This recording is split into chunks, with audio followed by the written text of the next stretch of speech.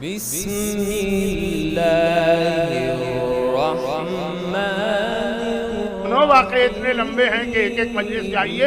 اب میں اشارہ کر دوں، صرف اشارہ. سورہ آراف قرآن کریم کا 7واں سورہ ہے، آیت ہے 176.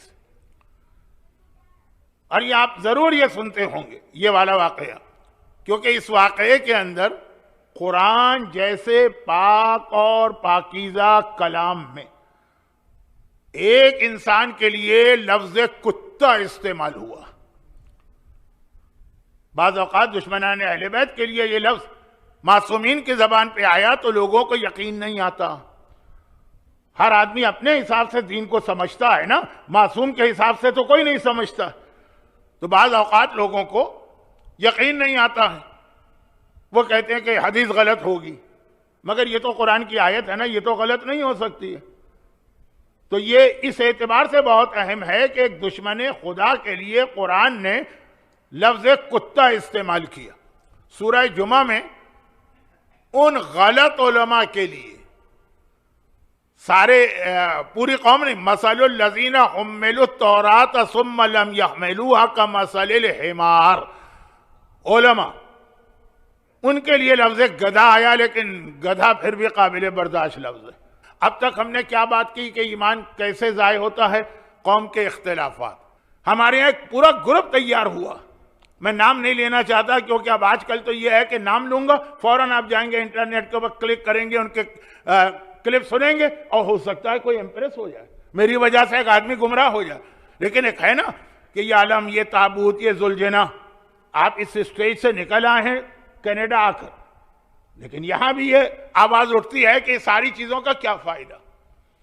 اب پاکستان میں تو غیروں کے اعتراض کی وجہ سے ہمارے ہاں ہوتا ہے، لیکن وہاں بھی ایک گروپ ہے جو پہلے نعرہ لگاتا ہے دشمنان اہل بیت اتنے برے بھی نہیں تھے، اتنے برے بھی نہیں تھے. اچھا 74 کی میری تقریر سن لیجیے ذرا، آپ کو زحمت ہوگی کیونکہ 74 کی تقریر ہانگ کانگ کے اس آڈیو کیسٹ پہ تھی، وہاں سے لوگوں نے ڈی وی ڈی وغیرہ میں شفٹ کی، لیکن ہماری قوم کے پاس تو وہ ٹیکنالوجی نہیں ہے نا، ہے ان کاموں کے لیے نہیں.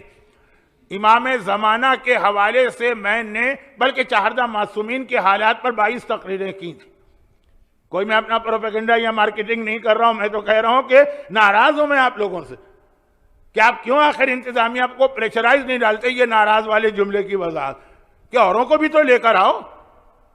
اور اس وقت اتنے بہترین ہمارے کراچی کی حد تک قم سے پڑھ کے خطیب اور علماء آئے ہیں کہ جو پاکستان میں گورنمنٹ آفیسز میں ہے نا کہ ایک بڑے میاں اپنی سیٹ چھوڑیں تو دوسرے کو چانس ملے، وہ جو چمٹ گئے تو چمٹ گئے. تو میں اپنے لیے یہ نہیں چاہتا ممبر کی حد تک. تو بعض اوقات انتظامیہ کہہ دیتی ہے کہ جی وہ لوگوں کی خواہش ہے، تو اسی لیے میں نے کہا میں لوگوں سے ناراض ہوں. لفظ ناراض نہ انتظامیہ سے تھا، نہ باب الحوائج سے تھا، مومنین سے تھا. یہ محبت والی ناراضگی کہ آپ اتنی محبت بھی نہ کریں جس کے نتیجے میں دوسروں کا راستہ رک جائے. تو خلاصہ یہ ہے کہ 74 میں امام زمانہ پر میں نے نہیں چہاردہ معصومین پہ 22 اسپیچز کی تھی، اور کئی ویب سائٹ پہ پورا وہ سیٹ ہے، اس میں 22nd اسپیچ امام زمانہ کے ظہور کے بعد کے حالات تھے.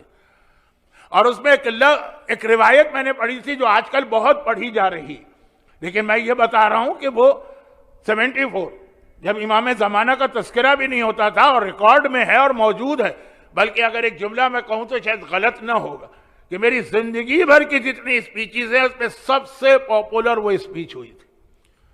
حتیٰ ایسے لوگوں نے بھی سنی تھی نان مسلم، یعنی یہاں کے نہیں انڈیا کے دیہات کے، کہ جن کو پتہ بھی نہیں تھا مجلس کیا ہوتی ہے، اسپیچ کیا ہوتی ہے.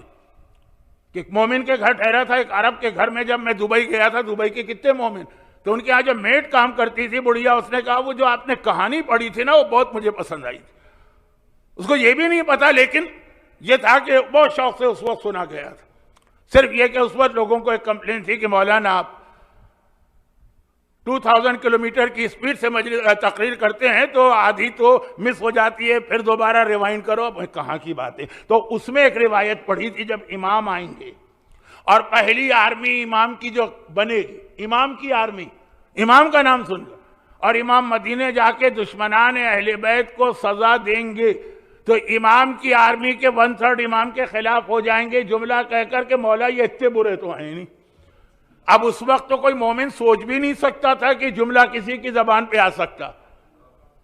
شہزادی کونین کے اوپر ظلم کرنے والوں کے لیے جملہ کسی مومن کی زبان پہ آ سکتا ہے کہ ہوں گے برے، اتنے برے تو نہیں تھے۔ تو بھئی آپ کتنے برے چاہتے ہیں اور کون سی ان میں خرابی آپ دیکھنا چاہتے ہیں؟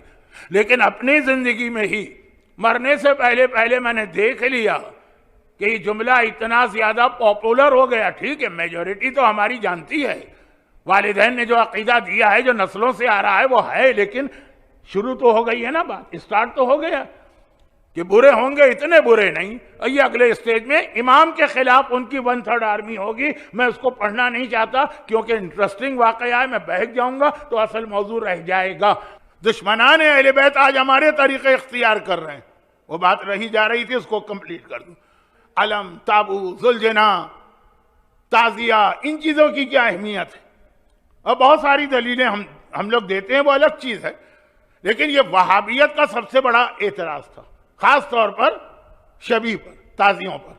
آج آپ جائیے پورے مکے اور مدینے میں جو بہترین سووینیر وہاں ہوتا ہے، کہا جاتا ہے اپنے گھر والوں کے لیے گفٹ لے کے جاؤ، وہ کعبے کی شبیہ ہوتی ہے، وہ مسجد النبوی کی شبیہ ہوتی ہے۔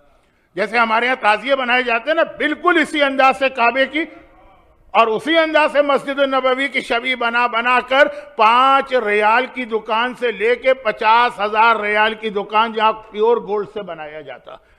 اور آج بھی کوئی وی آئی پی جاتا ہے سعودی عرب میں تو وہاں کے حکمران اس کو جو تحفے دوسرے دیتے ہیں، جو گھڑیاں وڑیاں وہ سب، لیکن اس کے ساتھ یہ بھی دیا جاتا۔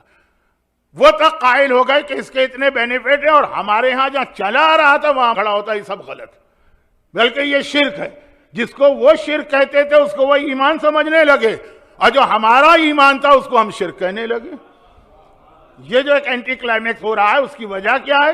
مرجعیت سے دامن چھڑا کے اب یہ جتنے لوگ ہوں گے نا، یہ سب اپنے پرسنل آرگومنٹ لائیں گے، جو یہ اعتراض کریں گے۔